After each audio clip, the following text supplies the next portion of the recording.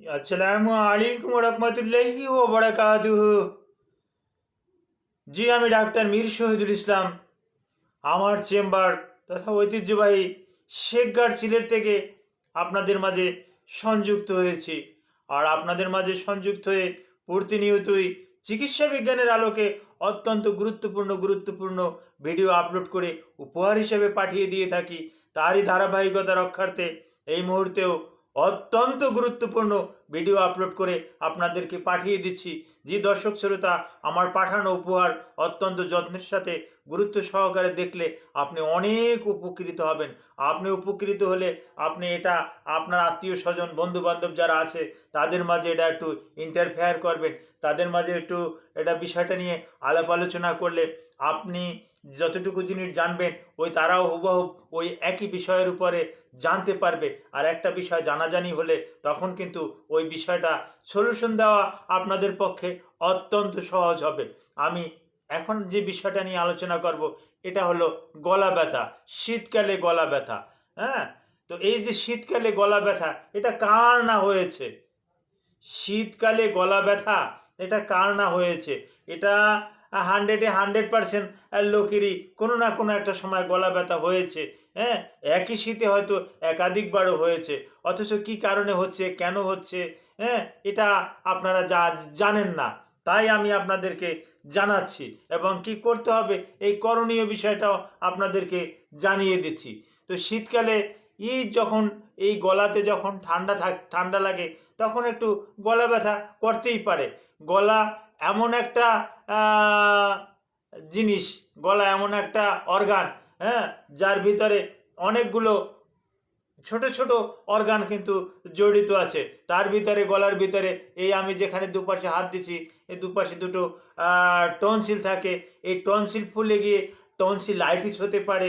তারপর আসে এটাকে বলি আমরা টাং।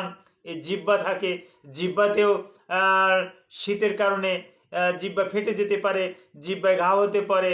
হ্যাঁ, যেটাকে বলা হয় জিহ্বা ফাটা, মুখে ওরাল ওরাল ছোর, হ্যাঁ, বা ওরাল আলচার এগুলো হতে পারে।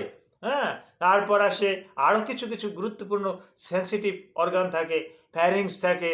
হ্যাঁ, গলার নিচে কিন্তু হ্যাঁ এই ন্যাজোফ্যারিংস থাকে, হ্যাঁ, ল্যারিংস থাকে।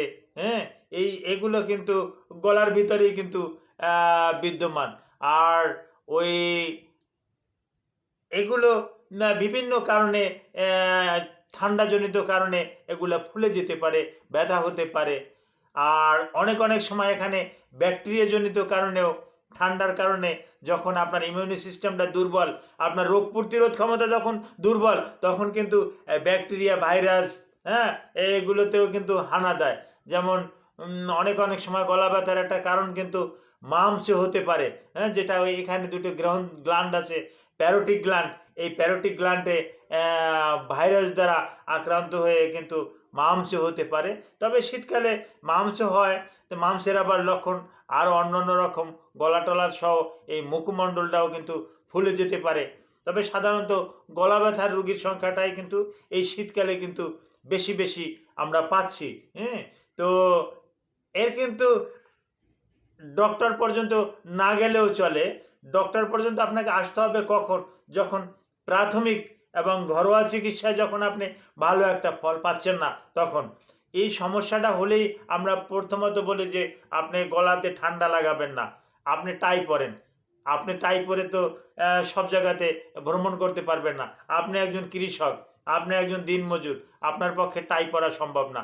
এই টাইটাও কিন্তু আমি যে টাইটা পরেছি এটা কিন্তু ফ্যাশন না, এটা কিন্তু গলার একটা বন্ধনী। এই গলাটা থেকে যাতে প্রোটেক্ট থাকে, গলাটা যাতে সুরক্ষিত থাকে, গলাতে যাতে কোনো রকমের বাতাস না লাগে, এই জন্য কিন্তু এটা পরা। এটা কিন্তু ফ্যাশন না, লোককে দেখানো এই উদ্দেশ্য কিন্তু না। হ্যাঁ, এই উদ্দেশ্যে কিন্তু এটা তৈরিও হয় না। এই শার্টটা কিন্তু আমি পরছি, হ্যাঁ, এটা আপনাদেরকে দেখাবো সেই উদ্দেশ্যে না। এটা কিন্তু শীতকে প্রোটেক্ট দেওয়ার জন্য, হ্যাঁ, শরীরটাকে প্রোটেক্ট দেওয়ার জন্য। ঠিক গলাতেও এরকমের একটা হলে আপনি গলাতে একটা মাফলার পেঁচিয়ে রাখেন। এই মাফলার পেঁচানো এটা একটা কোনো একটা গর্বের কিছু নয়, শৌখিনতার কিছু নয়। এটা শুনলে আপনি আশ্চর্য হয়ে যাবেন। আমার পার্শ্ববর্তী দেশ মালয়েশিয়া, তারপর আসে ইন্দোনেশিয়া। এই ইন্দোনেশিয়াতেই বেশি পুরুষ এবং মহিলা শীত এবং গ্রীষ্ম সবসময় কিন্তু তারা গলাতে কিন্তু একটা মাফলার ঝুলিয়ে রাখে। গরমের দিনে ওটা ফাঁকা রাখে, শীতের দিনে একটু টাইট করে কিন্তু আটকিয়ে দেয়। যার পরিপ্রেক্ষিতে এই ইন্দোনেশিয়ান যে দ্বীপগুলো আছে, এই দ্বীপগুলোর লোকজনগুলো কিন্তু আলহামদুলিল্লাহ ভালো আছে, হ্যাঁ, খুব ভালো আছে।